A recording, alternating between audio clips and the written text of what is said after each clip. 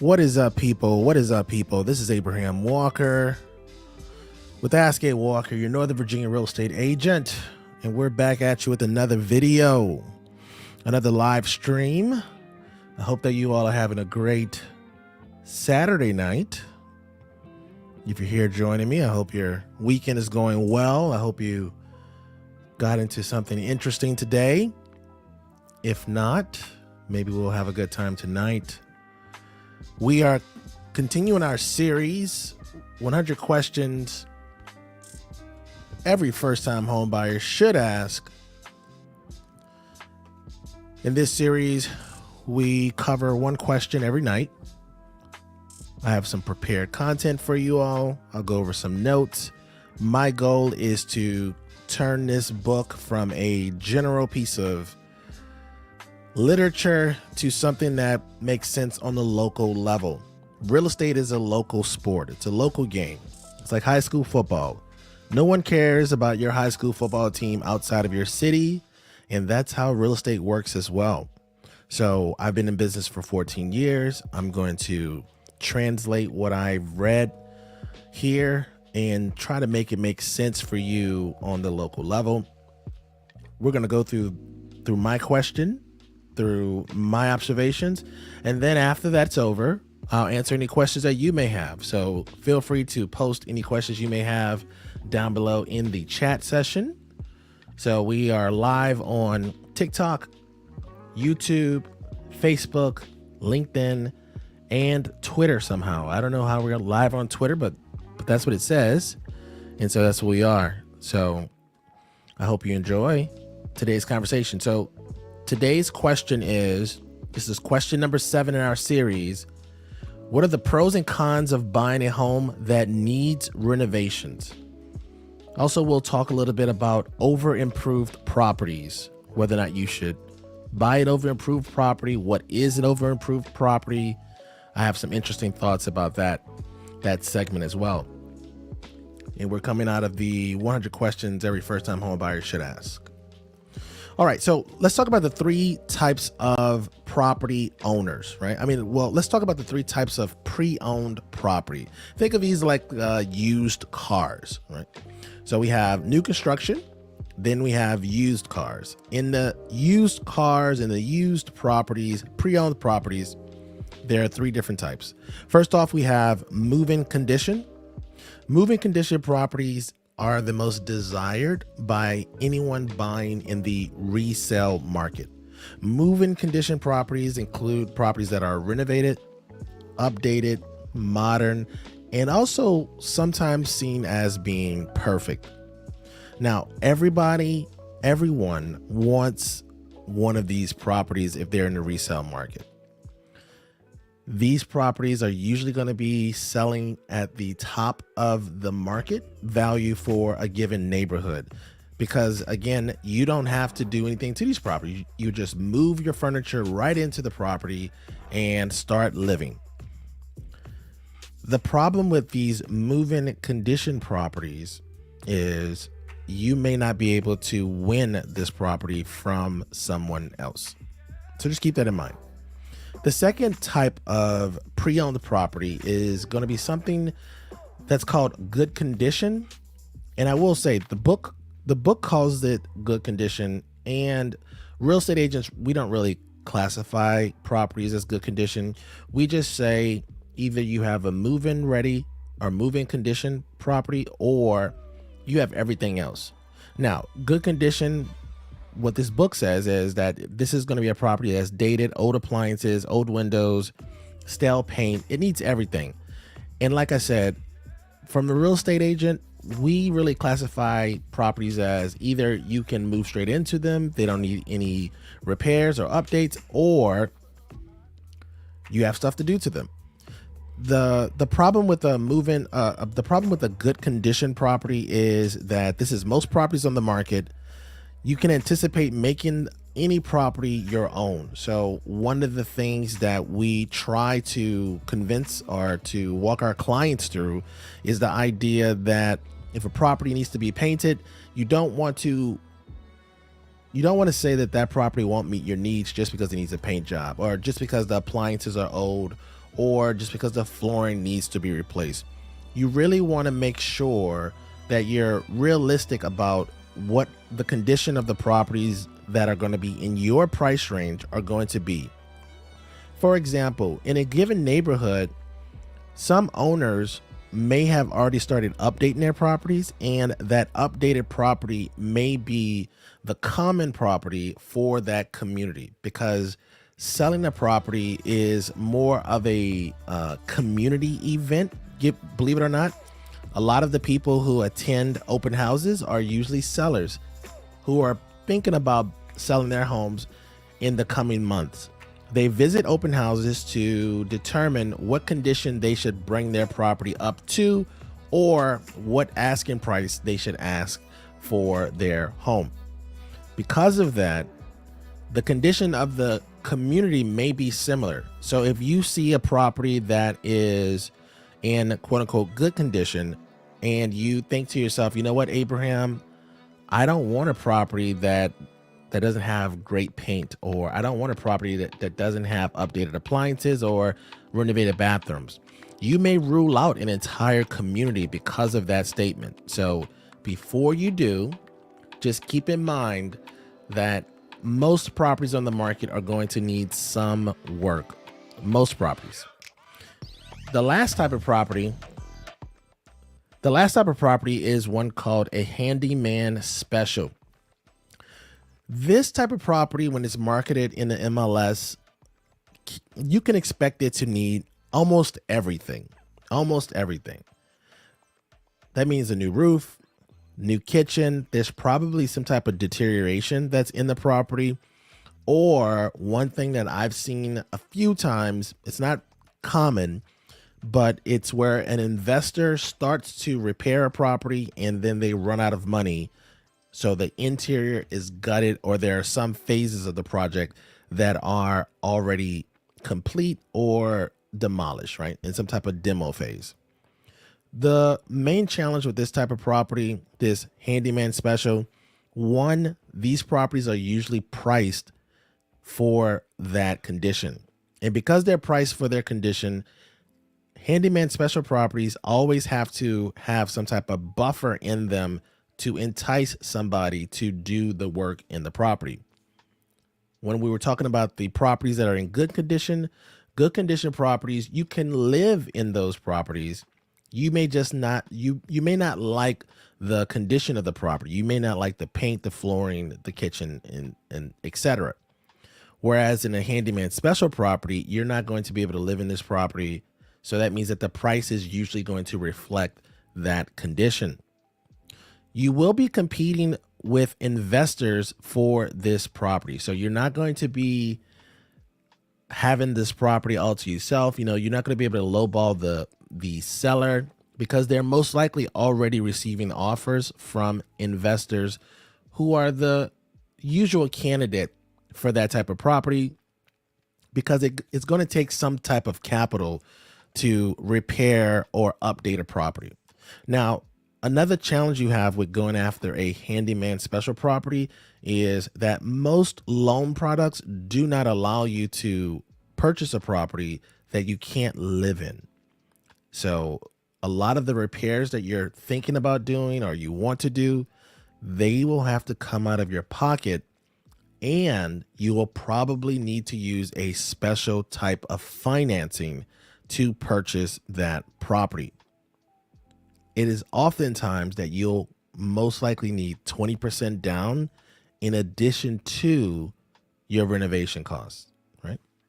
So those are three types of properties: moving condition, good condition, and handyman special. To be honest with you, I've rarely used, and I've never really heard any other real estate agents use a good condition property. This is another example how the book is trying to communicate something that doesn't happen in reality. Let's talk about the negatives of fixing up a property. The first negative is you're going to be living in a construction zone. Some people have this glorified perspective or outlook on fixing up a property when they don't consider that you're probably going to be living in this property and you're going to have several contractors coming in and out of the property. You're never going to have the home clean because there's going to be dust everywhere constantly. And if you work from home, you'll probably have to go to a local coffee shop or something like that while the contractors are working. But even still, if you have your personal belongings in the property, are you going to feel comfortable having a contractor that you do not know, have subcontractors that you do not know in your personal home? A lot of people don't like this. So what do? They try to structure a major renovation while they work from home, and it is a very stressful event. Next up, another negative you want to consider is that you should expect the cost to exceed your budget. It is very challenging to estimate properly what a pre-owned property would need, and you have no idea what's in the walls. Once you start to tear down the walls, once you start to take down a cabinet, you actually start to reveal what is behind all of these hidden objects, right? So your costs will exceed your budget. Timelines, the next con is the timelines will most likely not be met. The number of people I see on apps like Nextdoor and also local Facebook communities that talk about contractors not meeting their expectations is almost every week. That's because contractors, while they mean well, they really have no idea what the project is going to entail until they start destroying the property, right? Until they start demoing the home. And then there are supply issues. There are also the fact that you're hiring a contractor. This is something that's outside of your realm of expertise. How do you hold a contractor accountable, right? Did you get a contractor who likes to sell jobs well in advance and then tries to manage the time frame or the timelines while they're juggling other jobs? A lot can go wrong with your contractor selection, which can increase your timeline. Next up, you may find a bad contractor. Not even a contractor that's not going to meet your deadlines or go over budget. Just somebody who's really not skilled at their job. One of the challenges I see with some of my clients is they will go and ask a friend for a recommendation for a contractor. I do not suggest you using word of mouth for selecting a contractor. And here's why. Your neighbor just renovated their kitchen. They used a contractor, and the contractor they used was a good contractor. Well, they were good by your neighbor's standard. That means that they met some type of deadline, and also they came within a budget, right? This person refers the contractor to you, and then you have a bad experience. Why is that? Well, contracting is a business.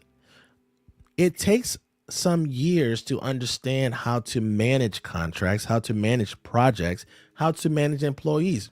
So while a contractor could do a great job on one property, it is very easy for them not to perform on another property. That's why I recommend you most likely bought your home from a real estate agent or through a real estate agent. Reach out to your real estate agent, ask them, who do they use? If your real estate agent doesn't know anyone, ask your real estate agent to ask someone in their office, who is the preferred contractor that services real estate agents. The reason why going through a real estate agent will give you in my opinion, a better outcome is because you now have someone who has a multi-transaction relationship with this contractor. My contractor does several jobs for me, so that means that he can't not do a good job for one of the people that I recommend to him because he is loyal to me. A contractor that's going to be doing a one-to-one relationship, to you, that's going to be a easier way of them not performing. And then what's your method of retaliation? You going to sue them? Are you going to report them on Yelp? Give them a bad review? Those things are fine, but now you don't have the project completed, which is what your goal is. The next the next negative of fixing up a property is you have no idea how to hold the contractor accountable. You don't know if they're doing a good job until you use the items that they are fixing. So we recommend, if you're going to do a contracting job over $50,000, that you get a home inspection after the contractor, either before the contractor starts their job or after the contractor ends their job, so that you can use the home inspection report as a means of holding the contractor accountable. This is all about how do we hold the contractor accountable. Last up, the last negative is you could over improve the area. What happens if you put too large of a stove or in your kitchen? What happens if you put some really nice wood floors that will never retain their value into one of your rooms? You could over improve the property for the neighborhood, and we'll talk about that in a few minutes. Now, what are the pros of buying a property and fixing it up? Well, the first pro is that you could buy in an established neighborhood. Sometimes individuals are choosing between a new construction property or an older home that's in an established neighborhood that they could renovate and bring to modern standards. The challenge with a new construction property is that usually it is going to be located in a neighborhood that hasn't been proven. It doesn't have a history yet, right? It's a new neighborhood, so it is becoming what people think it is.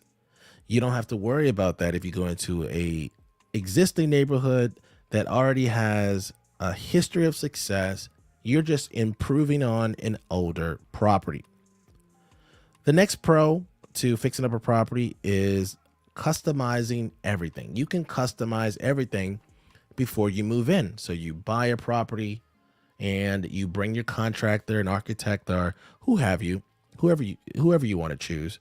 And then you can do whatever you want, right? You have a clean slate minus any kind of structural engineering issues.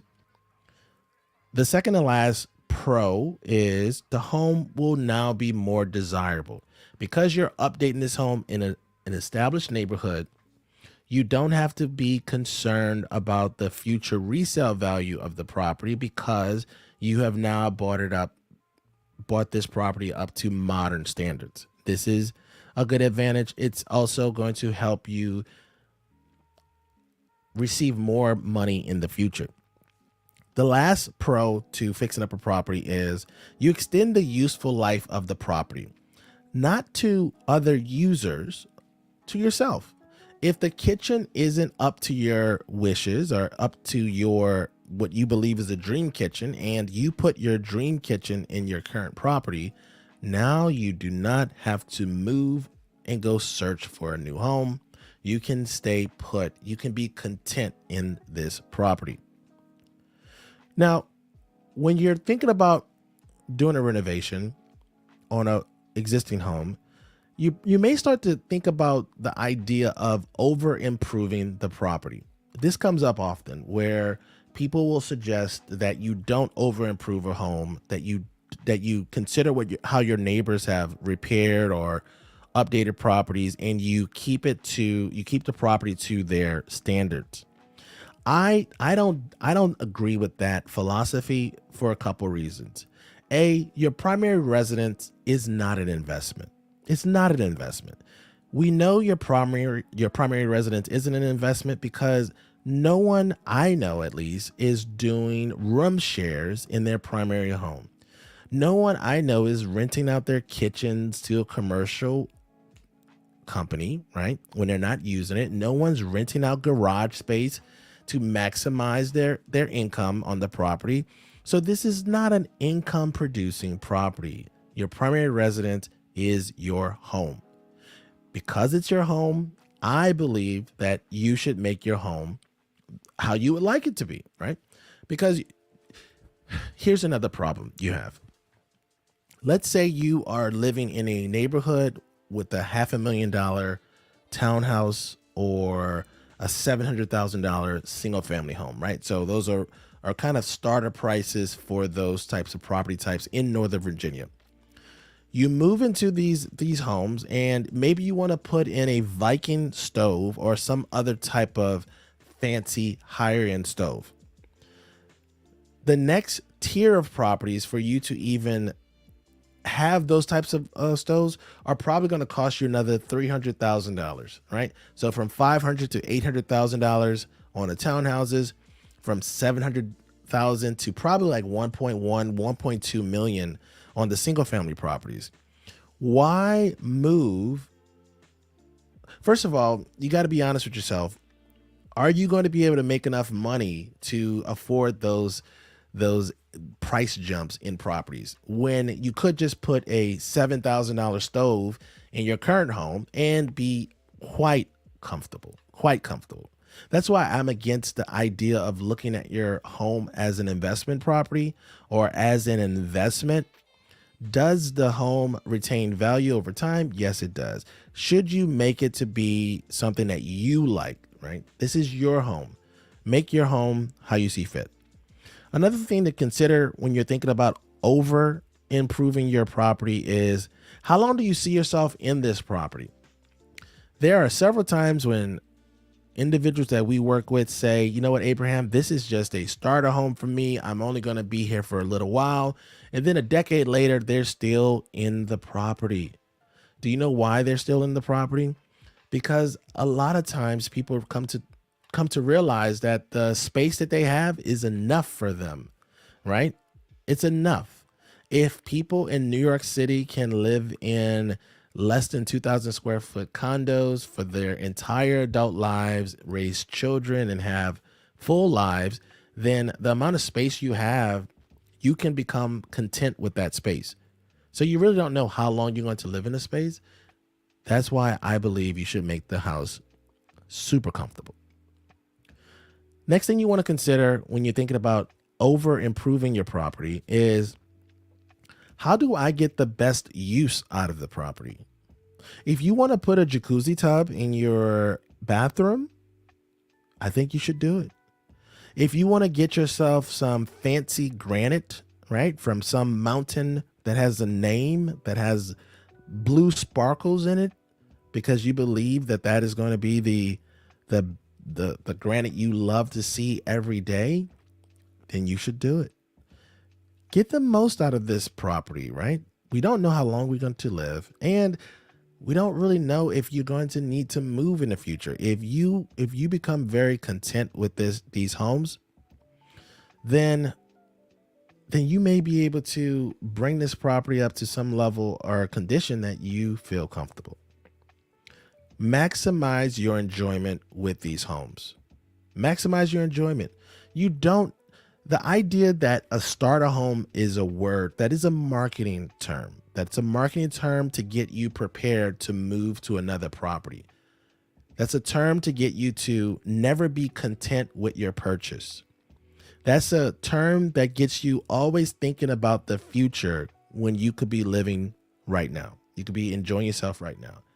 So I say, get yourself a Wolf stove, get yourself that jetted tub, get yourself a green egg barbecue grill station in your backyard. Make your property your home. Make your property your home. All right, so that's it for tonight's question, which is, should you buy a property and renovate it? I'm all for renovating properties for the main reason, because you know that you're going to be going into a neighborhood that already has a history, right? One of the things that people people have to become accustomed to when you're buying a house in Northern Virginia is that since this is a high cost of living area, a lot of the residents have disposable income. Because they have disposable income, there is this baseline of condition for most properties. So it's quite challenging to find a property in a quote unquote good or desirable neighborhood that needs work, that's not in move-in condition, because so many people do such a great job of maintaining their properties. So that's it for tonight's question. If you have any questions yourself that you would like me to cover, let me know. I'll stay on for a little while. All right, let's see. Let's clear out the comment section. Somebody said, I'm a ghost. Great. Good stuff. See you later. Okay, I'll see you later as well. And that's what, Tommy. Wait, let's see. I can't read that. All right, so that's tonight's questions. So we'll be going live 8 p.m. every night, going over one question from the 100 questions every first-time home buyer should ask. Our goal is to bring a local perspective to this content, give you the real estate agent's perspective, and also to kind of make this content make sense, right? That's the goal. The goal is to make this content make sense. All right. So this is Saturday night. This is my first time ever being live on a Saturday night. But I'm glad we knocked this out. 8:32. If we don't have any questions, I'm gonna go ahead and close this live up and go eat some dinner. I hope you enjoyed this session. If you have any questions, there is a buyer's guide in our link in our bio. Click on that link and we will, you can either download the guide. You can also schedule a time to meet with me to answer any and all of your real estate questions, whether you're buying a home, selling a home, or investing in real estate. All right, so we're gonna put one more song on, see if anybody have any questions. Otherwise, we'll say goodbye.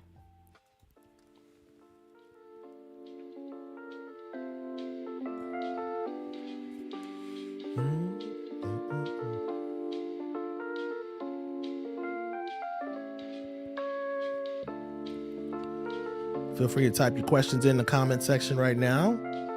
This is the last call for questions.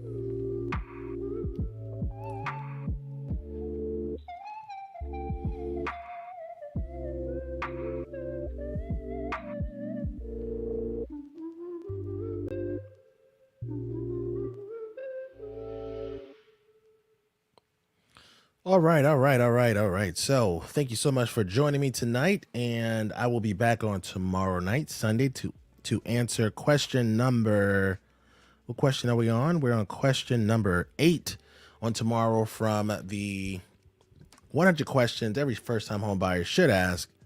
If you have any questions, let me know in the comment section, and I will see you all on tomorrow. Thanks for watching. Peace.